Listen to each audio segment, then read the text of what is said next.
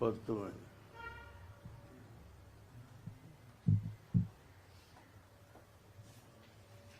ഈ തെരഞ്ഞെടുപ്പൊക്കെ വരാൻ പോകുമ്പോഴാണ് കൂടിക്കാഴ്ച.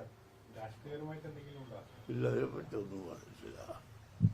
രാഷ്ട്രീയപരമായിട്ട് ഒന്നും പറഞ്ഞിട്ടില്ല. ഞങ്ങൾ രാഷ്ട്രീയം എല്ലാത്തവരാണെന്ന് നമുക്കറിയാം. നിലവിലിപ്പം ഒരു സംസ്ഥയുടെ ഒരു ഐക്യത്തെ കുറിച്ചൊക്കെ ഉസ്താദ് നാട്ടിൽ പറഞ്ഞിരുന്നു. അത് ഐക്യമാണോ, ഒന്നിച്ച് പോവുക എന്നുള്ളതാണോ, EKP ഒന്നിച്ച് പോവുക എന്നുള്ളതാണോ, അതോ ലയനമാണോ? എന്താണ്, ഒന്നിച്ച് പോവോ കാര്യങ്ങൾ? അത് ചർച്ച ആരംഭിക്കുമ്പോഴേ പറയാതെയുള്ളൂ. അതുപോലെ പ്രധാനമന്ത്രി മലേഷ്യ പോയിരുന്നു. അപ്പോൾ മലേഷ്യൻ പ്രധാനമന്ത്രി ഇന്ത്യയിലേക്ക് അതിനെപ്പറ്റി എന്തെങ്കിലും ചർച്ച ഉണ്ടായി? വരുമോ മലേഷ്യ പ്രധാനമന്ത്രി ഉടൻ ഇന്ത്യയിൽ?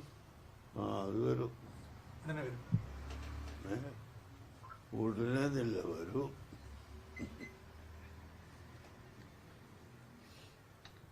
കേരളത്തിൽ ഇപ്പൊ തെരഞ്ഞെടുപ്പ് അടുത്ത് വരുന്നൊരു സാഹചര്യമാണല്ലോ. അപ്പം പൊതുവെ ഇപ്പം AP വിഭാഗം ഇടതുപക്ഷത്തോട് ചേർന്ന് പോകുന്നു എന്ന വ്യാഖ്യാനങ്ങളൊക്കെ ഉണ്ട്. നിലവിൽ ഇപ്പോഴത്തെ ഇടതുപക്ഷത്തിന്റെ ഒരു പോക്കില് അത് ഓക്കെയാണെന്ന് തോന്നുന്നുണ്ടോ? ഓക്കെയാണോ ഇപ്പോഴത്തെ കാര്യങ്ങളൊക്കെ? ഞങ്ങൾ അത് സംബന്ധിച്ച് ഒന്നും ചർച്ച തുടങ്ങിയിട്ടില്ല. റമദാനൊക്കെ കഴിഞ്ഞ് തെരഞ്ഞെടുപ്പ് വരുമ്പോൾ ചർച്ച ചെയ്താൽ മതിയല്ലോ. അതുകൊണ്ട് ഞങ്ങളെ പറ്റിയ ചർച്ച ഒന്നും തുടങ്ങിയിട്ടില്ല.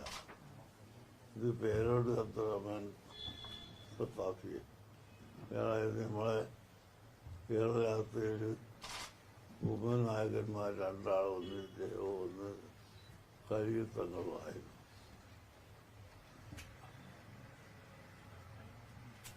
പ്രധാനമന്ത്രിയുടെ കൂടിക്കാഴ്ചയിൽ ഞങ്ങൾ 2 പേരുണ്ടായിരുന്നു.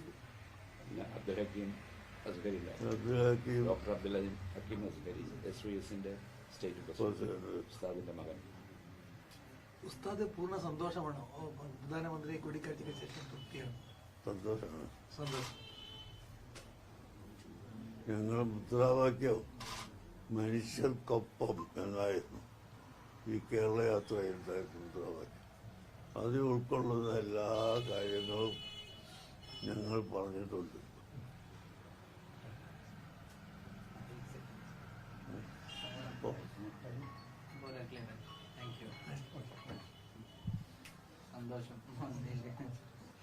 ഡൽഹിയിലെ പത്രക്കാരായിരുന്നു ഞങ്ങൾ ഇടയ്ക്കിടയ്ക്ക് കാണുന്നത്.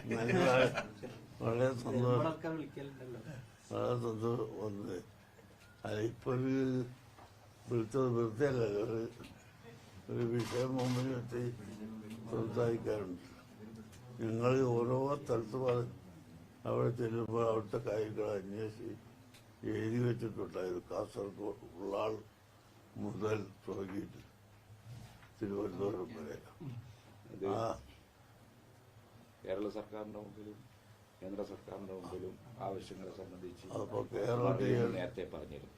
അതിന്റെ ഭാഗമായിട്ടാണ് കേരളം ചെയ്യേണ്ടത് കേരളം ചെയ്യാനും കേന്ദ്രം ചെയ്യേണ്ടത് കേന്ദ്രം ചെയ്യാനും. അത് പദ്ധതിപ്പെട്ട ഒന്നാണുള്ള റോഡ്. അതിപ്പോൾ വലിയ റോഡാക്കി അവിടെ വഴി കഴിഞ്ഞുകൊണ്ടിരിക്കുകയാണ്. അതുപോലെ ഇനിയും അതുപോലെ റെയിൽവേ സ്റ്റേഷൻ ഏറ്റവും നന്നായിട്ട് ഇപ്പോൾ എടുത്തുകൊണ്ടിരിക്കുന്നുണ്ട്. എല്ലാത്തതും അത് കോഴിക്കോട്ടും എല്ലാം റെയിൽവേ സ്റ്റേഷൻ തന്നെ പണികൾ നടക്കുന്നുണ്ട്. അങ്ങനെയാണ് അദ്ദേഹം പറഞ്ഞത്. പോട്ടെ, ഞങ്ങൾക്ക് ഫ്ലൈറ്റിൽ